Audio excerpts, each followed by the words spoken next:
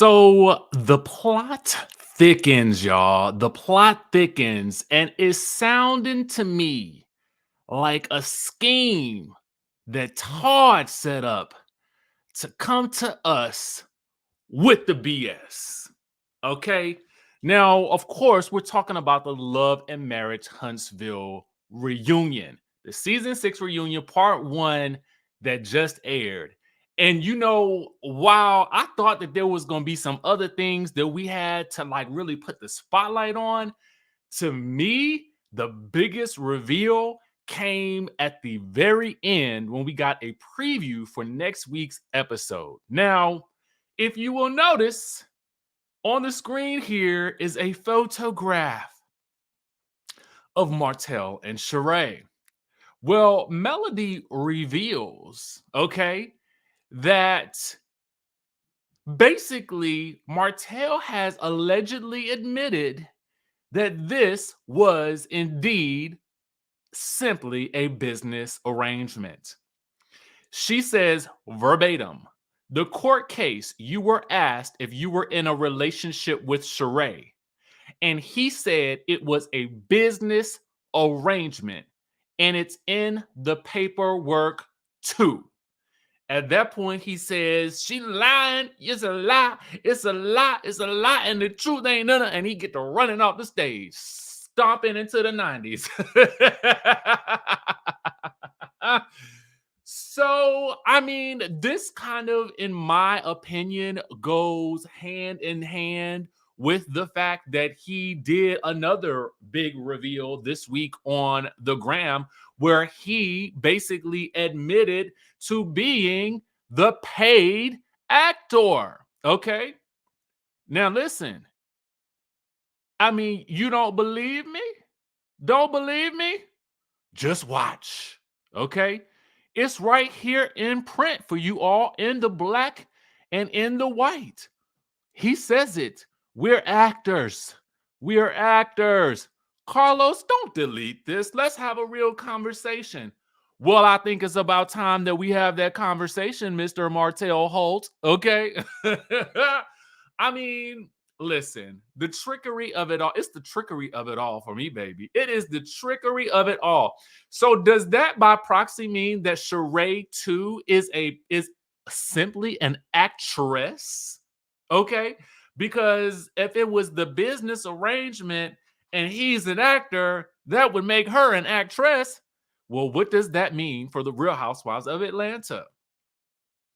Don't know. Don't know. More or less, what would this mean for Martell on this show? Listen, I typically ain't one for, talking about like getting rid of people on shows. That ain't really my thing. Cause I also feel like there is space enough for people on a show that you don't particularly care for. That doesn't mean that they're not instrumental to the show, right? But to me, when you start running around in the streets talking about use the actor, and now we have more proof or evidence, it seems, okay, allegations, we'll say in allegations because we wasn't there, but she says it's in the paperwork. That to me just says, you know what, if you want to be an actor, maybe you should audition for the plays. You know what I'm saying? The stage plays, but no, you got to be a good actor for that. So, I don't know. I don't know. And that's no shade. I don't know if acting is his thing or not. What I do know is that to me, this was like the biggest reveal because it to me affirmed what I have been feeling all year long. Okay. Now, let me know what you guys thought about that. We'll discuss what else is coming up in the trailer towards the end of the episode. But baby, let me tell you something. Whereas I had a really unique and interesting perspective on the Bell Collective reunion. And I said that it was giving me Potomac vibes. This was quite the opposite. Okay, quite the opposite. And there was, to me, I mean, and they acknowledged this right from the onset that it just felt like there was a different love, there was a different energy involved in this reunion, and some people came in on 10, okay, and that would be Latisha. But for me, if I had to give this reunion, if I had to rate this on a scale of 1 to 10, I would give it a 9.9. I was satisfied. I was amused. I laughed. Like the Bell Collective reunion, they was pushing on, pumping it on through. I was a little, I mean, annoyed at one part, I think, because I felt like the Stormi and Latisha business thing got kind of like cut short. But I mean, what do you do? All right. Not much to say about the scenery backdrop. I felt like everybody looked good. I actually really kind of liked I felt like everybody dressed appropriately. Um, I did wonder why they're filming in Los Angeles, and maybe it has, I mean, I don't know, maybe that's a logistical thing with production, and executives wanting to be in the room. Sometimes it's based on their convenience. I really don't know. That was interesting to me. Because I have to wonder where Bell Collective was filmed. I would assume that they were maybe they weren't filming in Jackson. I would probably assume Atlanta. Anyway, everybody arrives, and I just thought it was so apropos that Mr. Martell couldn't even get into his room. I guess they lock it up for the actors. Yeah. Oh God. So anyway, but Carlos, the shade started early. Okay. He was, because he does the, going from room to room to room to room to room to room to room.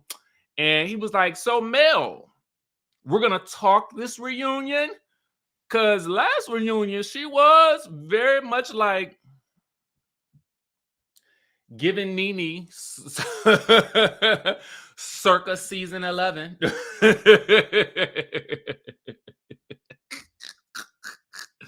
And Carlos acknowledges that Maurice is now the most hated man on television. Marceau and Latisha both pop up in their boxing robes, ready to box on down. It's interesting to me watching their dynamic because, well, I'll get to it in a second. Considering that they both came in their boxing garb, it told me that they came ready to throw down. Yet when it was time for Latisha to throw down, he interestingly cut her short. But it's also interesting that anytime he wanted to go in on somebody, he was free, he had free reign to do so. But so it's just interesting to me, the game that he can play, she can't seem to play. I don't know. Or was that just me? We'll talk about where he felt like she went too far, but in general, I was just like, that's interesting as I reflect back on it, right? All right, so before Carlos does the intros, it's so funny because he says allegedly he has a favorite. Okay, and so I'm assuming that he's addressing the idea that people think that Melody is his favorite. Okay. So I thought that was very, very interesting. He also shades Maurice because when Kimmy comes out, she trips or whatever like that. And it's like, it just make you feel like, man, that good Maurice ain't never looking out for Kimmy's best interest.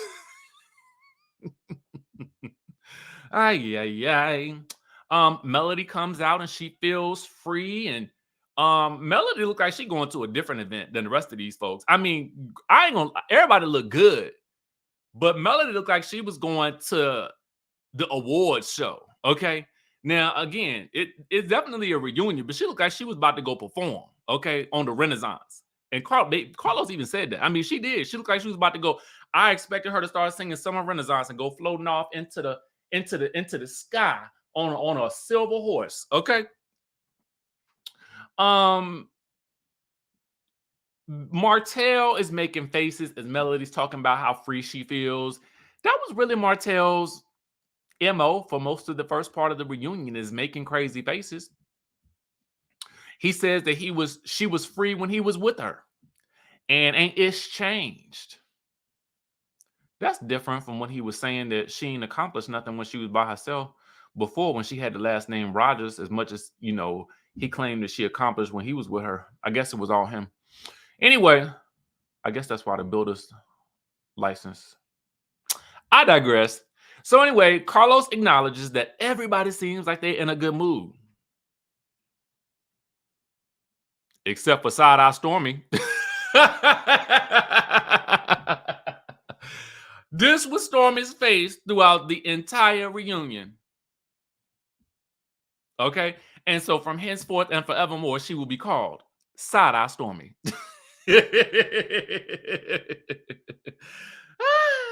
So it's time to discuss the Don't Call It a Comeback group event and Marcel and Tisha's business acumen. How do you guys feel about Marcel and Tisha's business acumen? Okay, chime down in the chatterization down below. On a scale of 1 to 10, how would you rate their business acumen from a viewer's perspective? On a scale of 1 to 10, would you give it a 10 being, oh, all the business or would you give it a 1, none of the business acumen? And this is specifically as it relates to the Black Business Expo, okay? The event of all events, okay? Chime down. Let us know, okay? Specifically that, because that's really what we're talking about. Because they got other businesses, and I feel like those are the businesses that make them their money, and I'm not really trying to get into that. So anyway, Latisha feels like the event went great. 2024 is gonna be amazing, okay? And she feels like everyone was hating, and Marcel singles out Kimmy specifically for not having great feedback. So Carlos then goes to Courtney and Stormi and says, do you consider them to be a power couple? Messy boots. But somebody got to get it started, okay?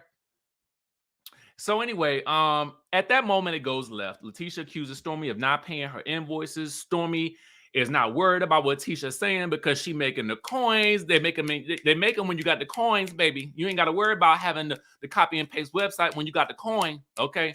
And she talks about how Tisha was practicing her speech in the car because Tisha is going in, okay? Talking about Stormi don't pay her invoices. Talking about Stormi need to go and pay these people with that TikTok money. And then the other reveal that we get is that Tisha was talking to Stormi when she told her to go pop some pills. Now, for me, because I'm nosy, okay, I got the Sherlock homeboy, okay. I want to know now what pills is we talking about, okay? Like what why specifically her?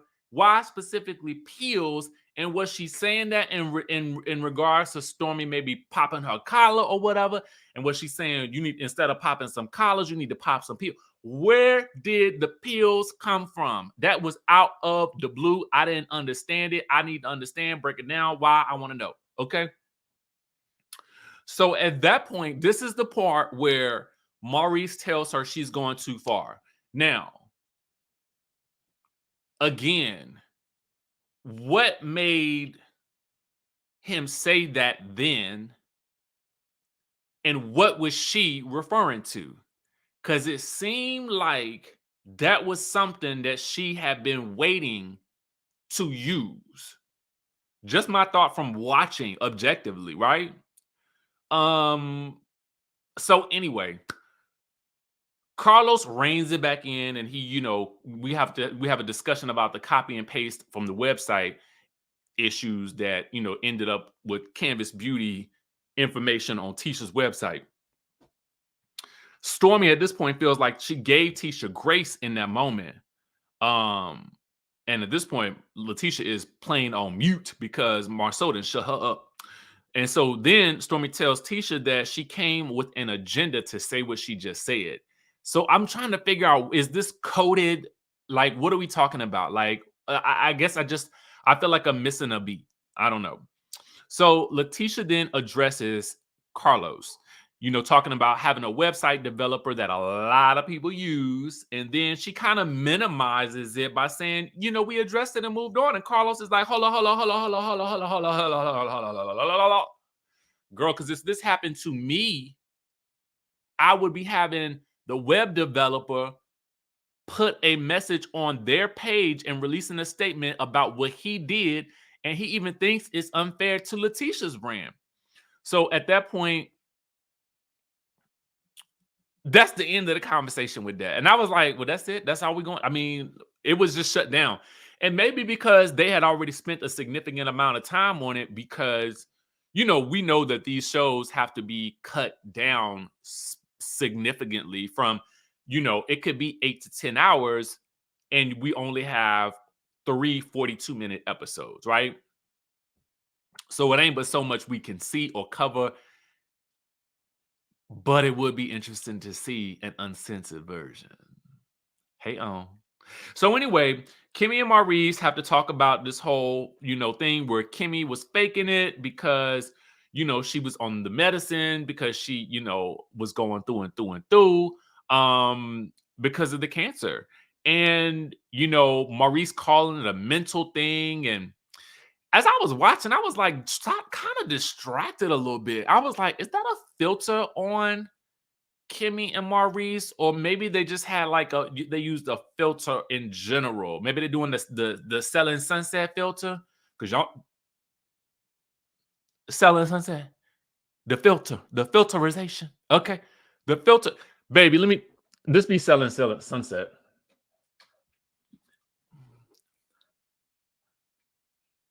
So yeah, Brat, I'm gonna sell this house. Wait, hold on. I'm gonna sell this house. I mean, this be the Selling Sunset people. Let me go ahead. Actually, let me take off my shirt in general. Let me just take off the whole shirt because that way I can, that it really display to you guys what the Selling Sunset is.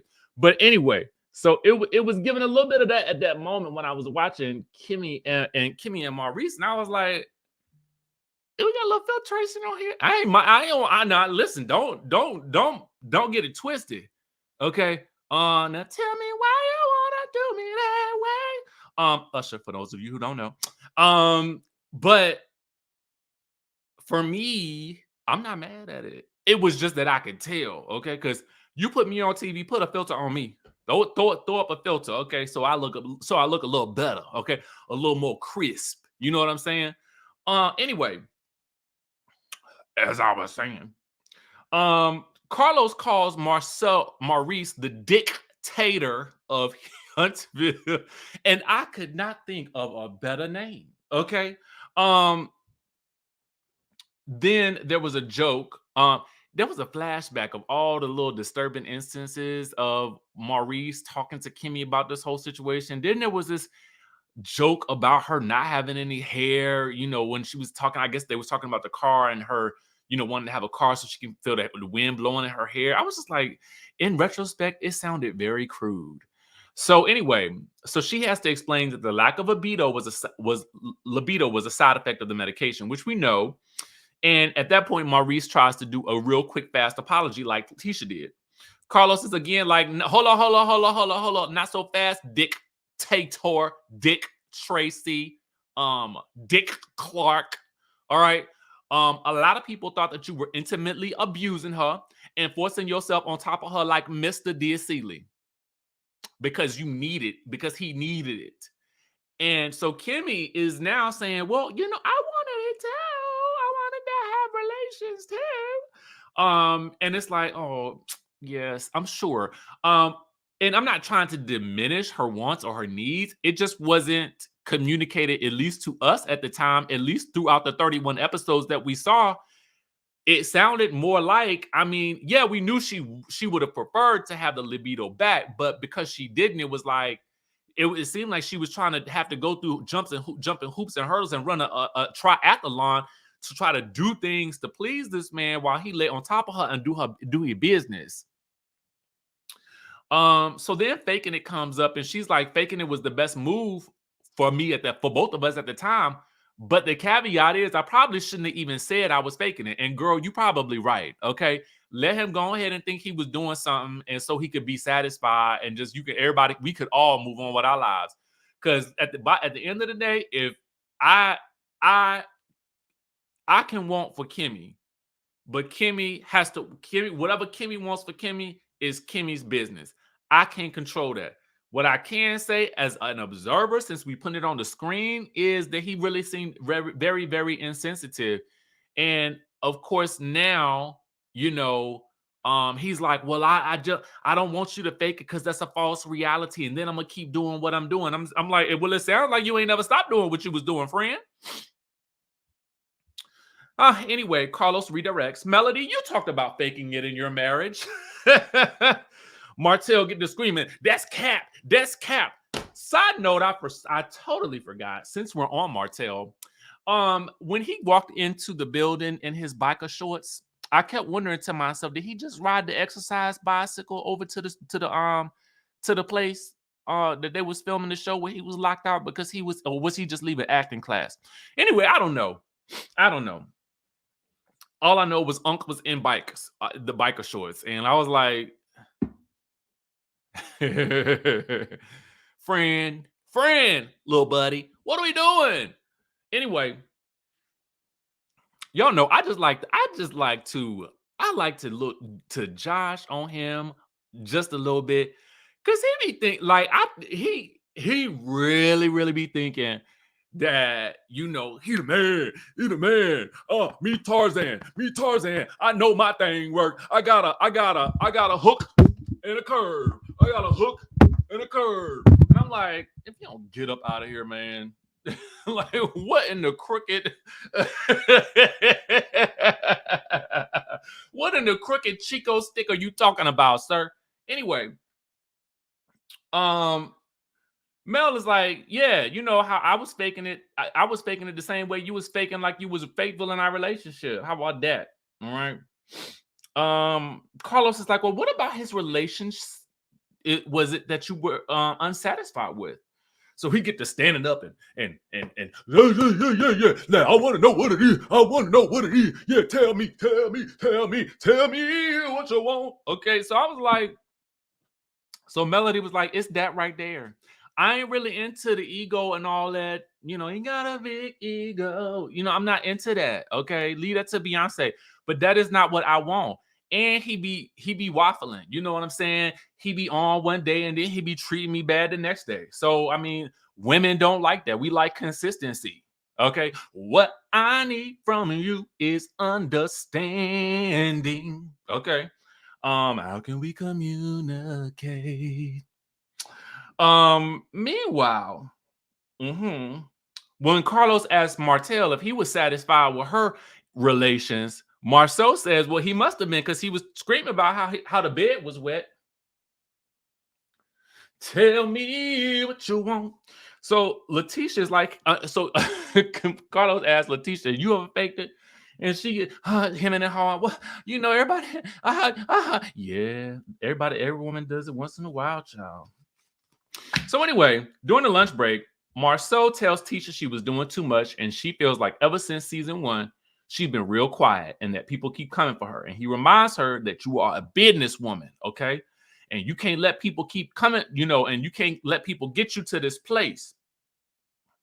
And she's like, I'm just tired of people coming for me.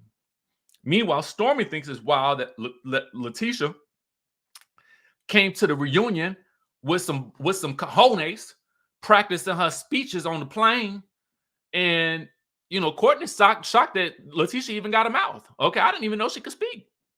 So Stormi says Tisha will never be able to do what she does and says the only reason people know who you are is because of me. Okay, no, that was that was a Nene reference. Okay, when she told Andy they only know you when they knew me, that was the shade right there. But anyway, Stormi says they only know you because of the show. And I was trying to give her some grace. And now I'm going to give her hell. Okay? Hell. So watch out, Tisha. Maurice goes to visit Martell, who knows that Melody was lying because he got a hook and a curd. And Mel feels like Martell was jumping up and pounding his chest, trying to make himself seem like more of a man. Next is the ladies' night, and the vibes is right. Segment. And we are out there with the biggest beat, not Lil Kim. Oh no, Marceau. So we get into all the times Marceau has gotten into it with the women's, and the $100 bill. I wanna make me feel like $100 bill. Hey, oh, oh, oh. Say, so does Stormi feel like he says no. He was asked, does he feel Stormi was warranted for calling him the bitch? And we got to pull up side eye Stormi again because she on the screen. All right. So Marceau says at first he was a little offended by it. I was a little offended by it at first, but then once I realized it's just part of her culture. It's just part of the native culture of wherever she's from. Okay. It's mating ritual. I don't know. It is what it is. Now for her, she says, she will call men a B if it's warranted. It's for a man who, presents with a lot of sass to get a reaction. And she feels like men who move, men with integrity, don't move the same way that Marceau moves. They don't go around poking people for reactions because they need camera time. And if that's what he likes to do, then he's a bitch. Okay. So Carlos then brings up Latisha allowing Stormi to call Marceau a B. And she says she doesn't allow Stormi to do anything. She's grown. But I'm more annoyed by the fact that there is a black woman who feels so comfortable calling a black man a bitch. She questions what is going on in Stormi's household. Blink twice, Courtney, if you need help. I ain't gonna lie, that last part. The first part, I was like, girl, come on now. But then that last part, I was like, okay, then that was funny. So anyway, at that point, Stormi says, we've been feeling sorry for you, girl. So Latisha goes in about how black men are so disrespected, and her husband would never allow her to do that. There's a lot of things your husband won't allow you to do, lady. Now I ain't trying to overstate the obvious, but he did coach you to calm down. So that's not a surprise. Anyway, Marceau says he doesn't even value Stormi's words enough to even care. He thinks Stormi is insecure about being in the spotlight and feels that she needs to gain attention through negativity. Stormi's like, I disagree. I was known before I ever set foot on the stage. Bloop. Forbes, Business Insider, all of the above. And y'all try to downplay that. And when I say y'all, I mean you too.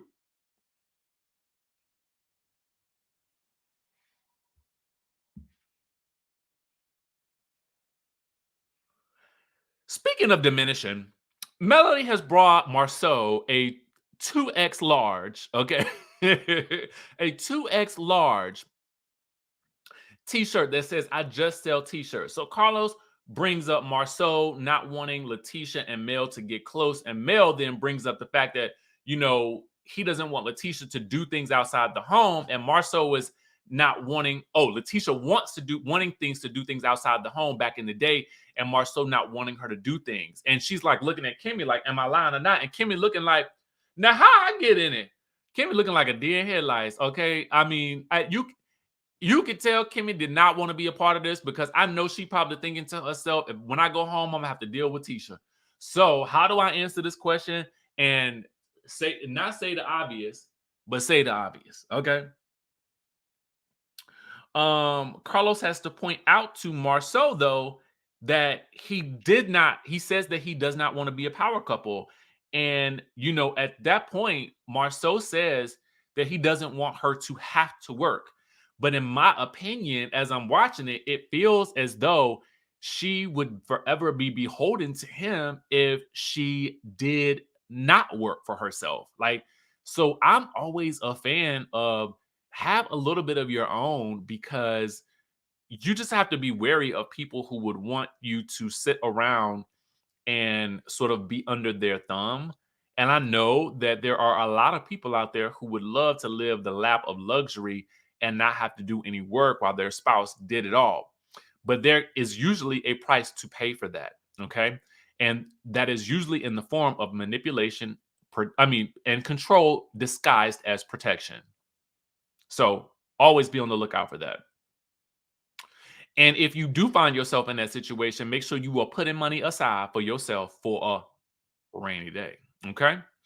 Um, so Carlos brings up Latisha wanting to be a stay-at-home mom, and for some reason Melody is chuckling.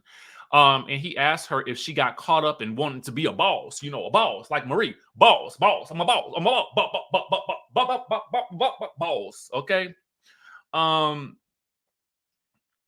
and Latisha talks about, coming from a family of strong, independent women who don't want her to ever have to depend on anybody. And at that point, Marceau jokes and says, yeah, a family full of strong, single women. We call them the Rogers.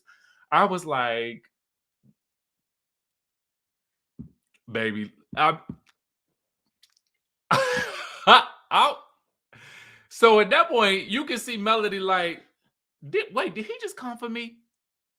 I think man, if you don't slap them legs apart with them legs hitched up and crossed over there looking more sassy than me, okay? That's what we talking about.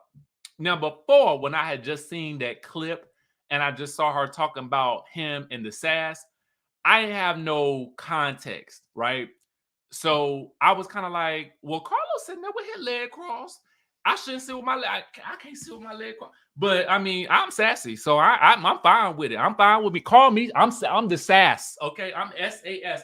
I'm the sass in quads sass. Okay, legs crossed. Okay. But then as I watched the scene play out, because I saw the clip that she posted online earlier. But then as I watched the scene play out, I was like, oh, that's why she said it. Okay, I got it. He came out there, King B, baby, King B. You got to take that title, Marcel. Got to take that title. Anyway, so Latisha felt like she was giving up a part of herself, and Carlos asked, well, if he doesn't want to see Latisha end up like Mel, and Marcel is like a single woman, no, I don't want to be divorced. And Mel is like, well, you need to start moving like that then. So Marceau says his fear is that Latisha becomes successful but loses her children. And Mel goes off, okay, about how she has been around the world and I take care of my kids, okay? I've been modeling in Dubai, okay? Australia, New Zealand, London, Milan, Paris, Austria, okay, Brazil, LA, New York, Mars. I've been all and I still make time to be the room mom. Okay, so don't you be trying to tell this woman what she can't do. The funny thing about this, though, that I loved about this show is that Mel at the end clapped for Marceau and like you did it. You survived this session. And so what that says to me that I feel like is missing on a lot of other shows is like the ability to spar and it still feel like these people can still work together in some way, shape, or form. And I think what that says to me as I think about the current landscape of reality TV is we, meaning me and some of you, don't like it when the drama goes too dark. We don't want it to stay dark, and we don't want it to stay dark for long. Okay. So we're fine with the drama, but there has to be resolve. And it can't linger for years. You know what I'm saying? Because then it begins to make the show feel stuck. And that's just the mechanics of it. Truly. Okay. Truly. And so in this show, I feel like we've gotten to some magic in how we're able to take specific characters who kind of give us an oil and water situation, but they still know how to, after all this time, have figured out how to bounce back and turn it into something kind of akin to what I would say is like a Karen and Giselle. Take them outside of the core of Potomac now and back through the earlier seasons, and that's what I'm talking about.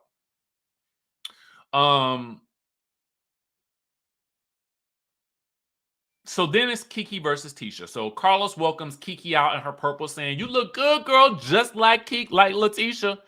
And why the look on Marceau's face, baby, as Kiki is saying, I look like me, babe. I look like me, as she whipping them braids over. I look like me, Carlos, talking like Dr. Carlos, I look like me. Carlos is like, yeah, these two cousins started off thick as thieves. Latisha's like, no, we did not. I don't even know her. So they go through, well, Kiki, you broke your vow about not speaking about your cousin's marriage after agreeing that you wouldn't speak about it.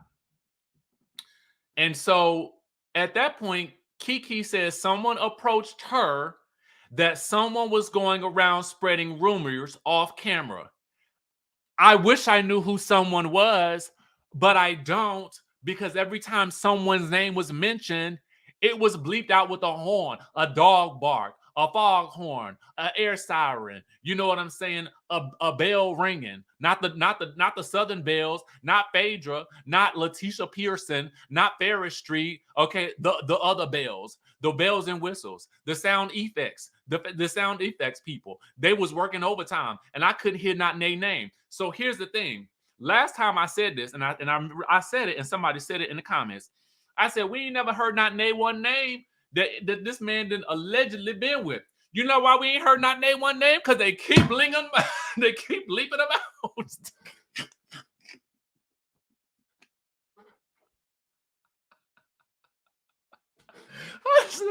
I said, oh, now it makes sense. We'll never know. I mean, can I have the uncensored version, please? Because I mean, I just need the version without the bleeps. You know what I'm saying? That may be answering a couple of questions. I mean, and for me, what I'm not gonna do is I just don't feel like going into the weeds and looking at everybody's live and trying to figure out who said what about who on the off day. I just don't want to do it. Okay. So I am relying strictly on the storytelling here. Somebody tell me, okay, you know what that in the future, one day, not today. I'm gonna be like that with every show. I'm not going down no rabbit holes on any show. Okay, I mean, it'll be when I'm done. Lord, when I am done in the reality TV space, then at that point I'll just stop going down any rabbit hole. But as of today, I got to pick and choose which rabbit holes I'll be going down. And for Love and Marriage Huntsville, it'd be so many rabbit holes. It's a landmine, okay? And so I would just fall down into the deep depths of the earth if I tried to go down each and every landmine that was out there with this show. So production, I'm relying on you. Tell me what I want. Tell me what I need. Anyway, these sound effects. So apparently Kiki said, well, the person ended up, so Latisha came to her, is what she's saying. Now, Latisha didn't deny the story.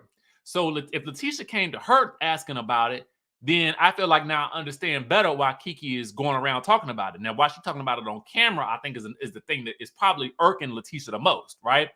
So, because if they're talking about it off camera, I'm sure Latisha's fine. But if they're talking about it on camera, then... And so at some point, I guess Latisha felt like Kiki was doing too much because Kiki said, all right, I'm going to take it upon myself to find out some things. So then somebody bleep, bleep, FaceTimed her, and there was a guy on the phone, and he is the one who was telling them about the three-way. And so that's when she repeated it to Mel, okay? So Latisha doesn't feel like in that phone conversation, it didn't sound like a concerned cousin. So I'm like, now, was this phone conversation recorded? Like, how do you know? Did you hear? Like, did you hear it? Did you see it? Were you there, Ike? I mean, I'm just trying to figure it out. Again, I'm relying on the show. So anyway, at that point, Kiki says, well, girl, you're too dumb to decipher it. Latisha has to ask her not to call her out of her name. And so Kiki's like, dumb. And I'm not going to be in denial about it either. So Carlos is like, well, she wants to know what you're in denial about. What is she wants to know what is she in denial about? What is it? Okay.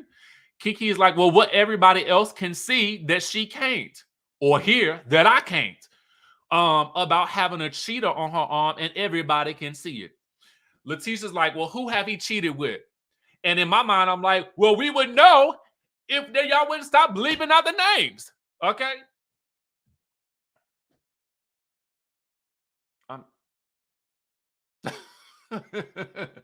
So Tisha says that she never came, the girl, Tisha says that she never came to her she never came to Kiki about catching Marcel cheating. But Kiki has, allegedly. Apparently, Kiki is allegedly cheating on her husband. Kiki's husband allegedly cheating on him. Kiki allegedly paid for this man to go and have a date with somebody else when they first got together. What in the cockamamie is going on? What in the Martell and Sheree business? What in the business arrangement, okay, is going on here? KK, what in the business arrangement is going on? Did you hire some photos too? Some photographers? You know, was they on the TMZ too? How that work?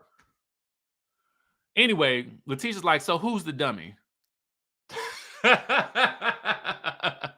Oh God. So anyway, we get the preview. I don't know how that's gonna turn out because Kiki ain't really say much, and which I thought was very interesting because I was waiting for the and your point is.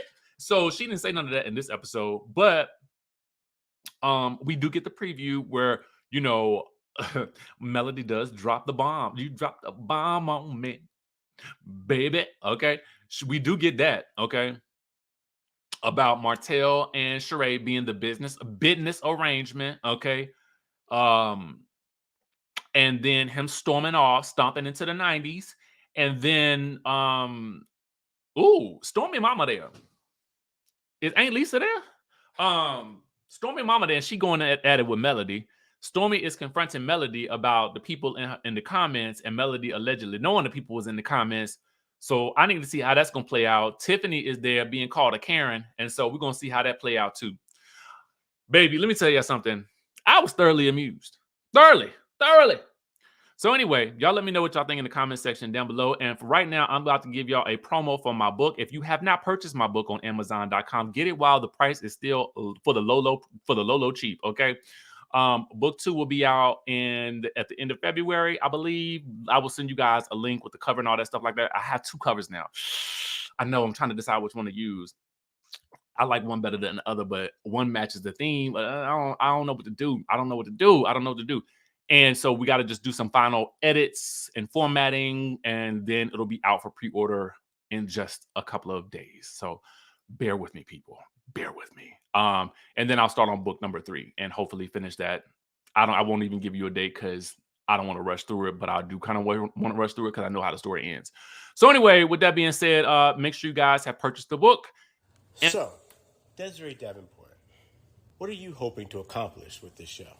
Honestly, I've lost everything in the most horrible way possible. And listen, I want it all back. I'm willing to build it piece by piece, and I mean brick by brick.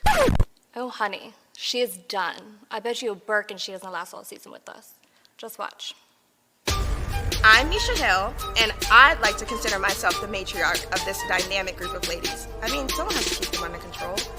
I'm Davita Delaney. I mean, I think I could teach these ladies a thing or two about how to get and keep a good man. They said she was a gold digger. She ain't hear that from me. I'm just really looking forward to being surrounded by other empowering bosses. Yes, I know exactly what she's doing. And if she keep playing in my face, I'm gonna have to let out all her dirty little secrets just like she did to me. And I'm not playing. Let's get this straight. If I brought you into this circle, I just as easily can take you out. She ain't running nothing over here, okay? She needs to be worried about running that household and worried about why that husband of hers is never at home. Oh, hell. Ooh, child, this is about to be a mess. Oh my God, I hate mess. What in the world did I get myself into?